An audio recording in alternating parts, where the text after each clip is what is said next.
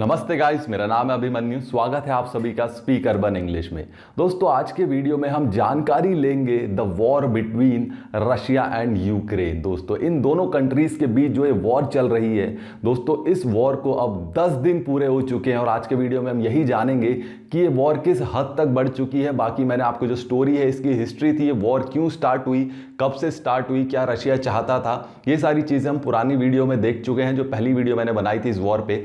आज हम देखेंगे दोस्तों क्या इसके इफेक्ट्स चल रहे हैं, क्या मतलब कैसा ये वॉर चल रहा है, कहां तक ये वॉर बढ़ चुका है, किस लेवल तक बढ़ चुका है, क्या ये वॉर सही है या गलत है। इन सारे मुद्दों पे आज हम डिस्कस करने वाले हैं। तो बहुत ही इंफॉर्मेटिव वीडियो है। आइए गाइस शुरू करते हैं इस वीडियो को। तो पहला सवाल दोस्तों मन में यही आता है कि रशिया और यूक्रेन की जो है लड़ाई शुरू कैसे हुई थी। तो दोस्तों ये शुरू तब हुई थी जब यूक्रेन ने दोस्तों ये जताया था कि वो नाटो का सदस्य बनना चाहता है। दोस्तों नाटो क्या है? North Atlantic Treaty Organization. ये 30 देशों का एक समूह है जहां पे ये माना जाता है कि अगर 30 में से किसी एक देश पे भी हमला होता है तो वो ये माना जाएगा कि 30 के 30 देशों पे हमला हुआ है और 30 देश फिर उस एक कंट्री के अगेंस्ट वॉर करेंगे। मीन उनकी मिलिट्री जो है वो मिल जाएगी। ठीक है दोस्तों, तो यूक्रेन ने भी इसी संघ में जुड़ने का अपना जो है इच्छा जताई, जो कि रशिया को बिल्कुल पसंद नहीं आई।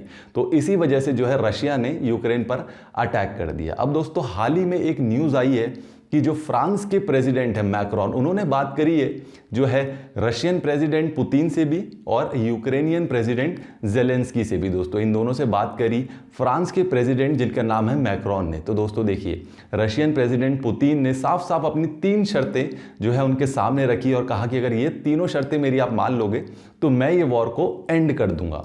अब दोस्तों ये जो शर्तें हैं ये ऑफिशियली सामने नहीं आई हैं, बट हाँ जो शर्तें हैं वो मैं आपको बता देता हूं। जिनमें से पहली जो शर्त है दोस्तों वो ये है कि जो क्रीमिया है, क्रीमिया पर रूस की जो है प्रॉपर जो है एक रशियन, मतलब उसे रशिया का ही पार्ट माना जाए, क्योंकि यूक्रेन जो है अभी भी उसे रशिया का पार्ट नहीं मानता। वो ये बोलता है कि ये रशिया ने जो है गलत तरीके से ऑक्यूपाई किया है। क्योंकि बता दूं दोस्तों, क्रीमिया पर जो है रशिया ने कब्जा किया था 2014 में, पहले भी बता चुका हूं। तो बट रशिया ने तो मान लिया कि हमारा पार्ट है, बट बाकी कंट्रीज ये नहीं मानती। यूक्रेन बोलता है कि वो अभी भी हमारा पार्ट ही है।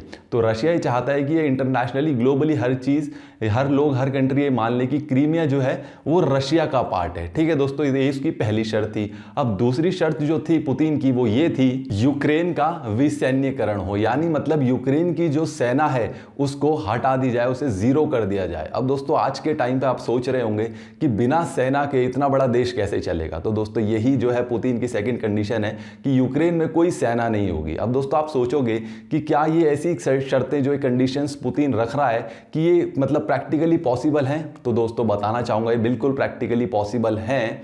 क्योंकि वर्ल्ड वॉर 1 जब हुआ था, जब 2 हुआ था, तो जर्मनी में वर्ल्ड वॉर 1 जब हारा था तो उसमें भी कुछ इन्हीं तरीके की जो है शर्तें लगाई गई थी जर्मनी पे। तो ये प्रैक्टिकली वैसे पॉसिबल है, बट आज के टाइम में ये पॉसिबल है कि नहीं इस पे हम कुछ कह नहीं सकते, ये तो आगे भविष्य ही बताएगा। बट ये हमें जान लेना चाहिए कि इस तरीके की शर्तें लग सकती हैं कि कोई भी कंट्री पे कोई सेना नहीं होगी। ठीक है दोस्तों, तीसरी जो कंडीशन थी पुतिन की वो ये थी, यूक्रेन अपनी जो है स्थिति को सुनिश्चित करे। मतलब कभी इधर कभी उधर का जो खेल खेल रहा है यूक्रेन, तो रशिया बेसिकली ये चाहता है कि यूक्रेन जो है ना ही नाटो में मिले और ना ही जो है यूरोपियन यूनियन में मिले।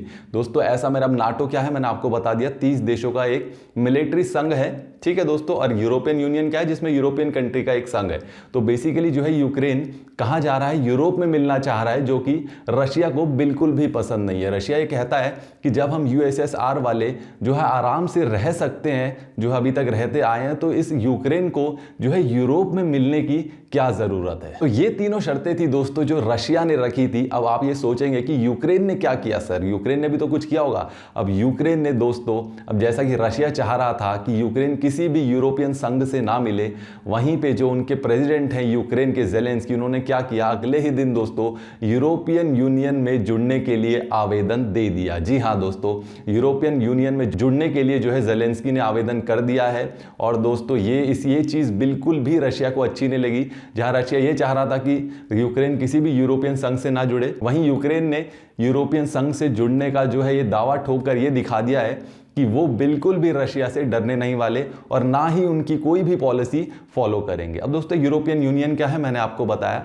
यूरोपियन यूनियन यूरोपियन कंट्रीज का ही एक यूनियन है, जो 2-2.5 साल पहले भी न्यूज़ में आया था, जब ब्रिटेन ने यूरोपियन यूनियन को छोड़ दिया था। ठीक है दोस्तों, हाल ही फिलहाल में दोस्तों न्यूज़ तो यहां तक आ रही थी कि जेलेंस्की ने जो है यूक्रेन छोड़ दिया है। बट दोस्तों इसके बदले में जेलेंस्की ने क्या किया दोस्तों, एक वीडियो बनाई। यहां तक कि जेलेंस्की ही नहीं, उनकी वाइफ ने भी एक वीडियो बनाई थी जो आपने देखा होगा, वायरल हुई थी, कि जो है उन्होंने कहा है कि वो आखिरी दम तक यूक्रेन को नहीं छोड़ने वाले, वो आखिरी दम तक यूक्रेन का ही साथ देने वाले हैं दोस्तों। और जेलेंस्की ने तो यहां तक कह दिया था कि ये जो वॉर रशिया ने शुरू किया है ये उनकी मृत्यु से ही एंड होगा। जब वो डेथ हो जाएगी उनकी, जब वो मार देंगे रशिया वाले जेलेंस्की को, तब ये वॉर का एंड होगा। जेलेंस्की ने तो इतनी बड़ी बात बोल दी थी। अब दोस्तों इसी हमले के चलते आप देखोगे तो रशिया ने क्या किया, जो यूक्रेन की राजधानी कीव है वहां पे हमले काफी ज्यादा बढ़ा दिए। और उन्होंने जहां पे, क्योंकि वो बेसिकली घर है किसका, जेलेंस्की का, प्रेसिडेंट जो है यूक्रेन के, उनका जो निवास है वो कीव में है। इसी चक्कर में रशियन आर्मी ने क्या किया दोस्तों,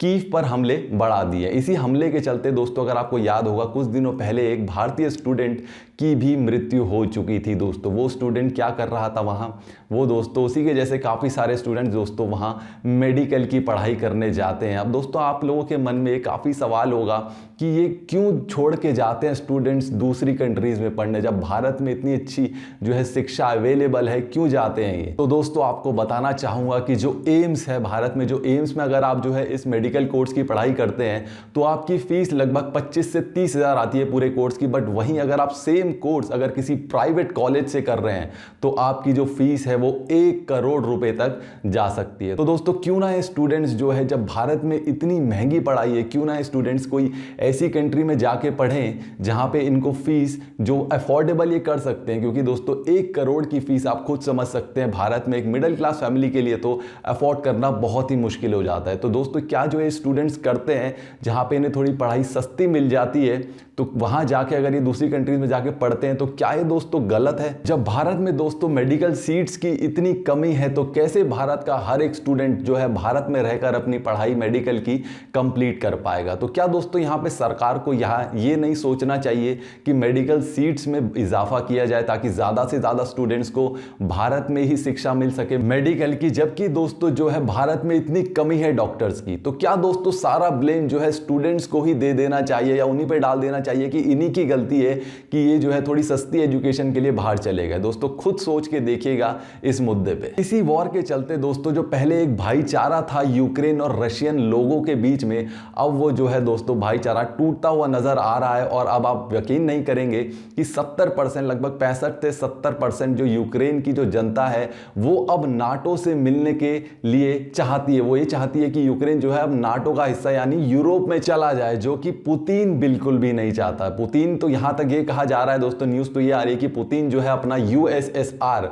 जो पुराना वाला था वो सारी कंट्रीज को दोबारा से कैप्चर करने की प्लानिंग चल रही है। दोस्तों बातें तो बहुत सारी हैं और पुतिन ये चाहता है कि उसका अखंड रशिया दोबारा बन जाए। तो दोस्तों अब आप ये खुद सोचिए कि क्या ये जो रशिया का तरीका था वॉर का, अपनी कंट्रीज को जो है मिलाने का, ये सही था या गलत? क्या ये चीजें दोस्तों पीसफुली एक शांतिपूर्वक तरीके से नहीं की जा सकती थी? वॉर इतनी जरूरी हो गई थी? क्या ये नेसेसरी थी वॉर? इस पे आप अपनी राय कमेंट सेक्शन में जरूर बताइएगा। तो ये था गाइस हमारा आज का वीडियो, जिसमें मैंने आपको एक हल्की सी अपडेट दी कि बेसिकली क्या चल रहा है रशियन और यूक्रेन वॉर के बीच में, किन लोगों का लॉस हो रहा है, क्यों दोस्तों ये वॉर इतनी इंपॉर्टेंट हो गई रशिया के लिए कि उसने यूक्रेन पर हमला कर दिया। तो आई होप दोस्तों आपने इस वीडियो से भी कुछ ना कुछ जानकारी दोस्तों आपको जरूर मिली होगी और आपको वीडियो ये पसंद आई होगी। वीडियो पसंद आई है तो दोस्तों इसे अपने फ्रेंड्स के साथ ज्यादा से ज्यादा शेयर करिए और ज्यादा से ज्यादा इस वीडियो को देखते रहिए। तो मिलते हैं गाइस अगले वीडियो में एक नए टॉपिक के साथ, तब तक के लिए नमस्कार, धन्यवाद।